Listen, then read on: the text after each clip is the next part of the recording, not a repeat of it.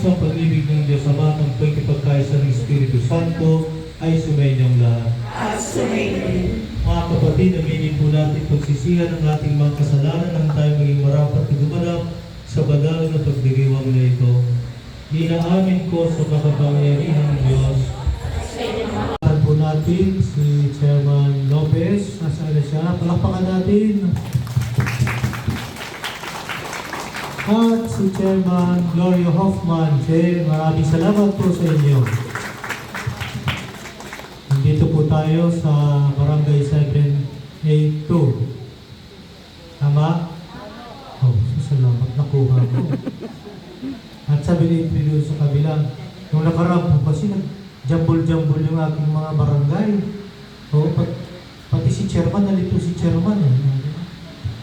Parang mali yata na po tayo, Father.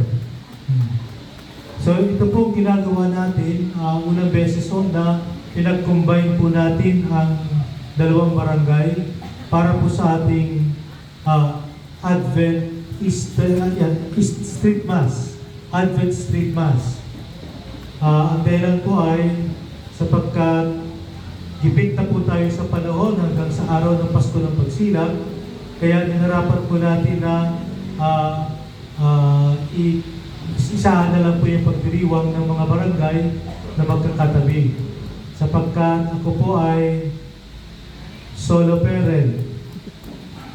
Ibig sabihin po, wala akong kasamang pari sa ating simbahan. Kaya nag-iisa lang po si Father.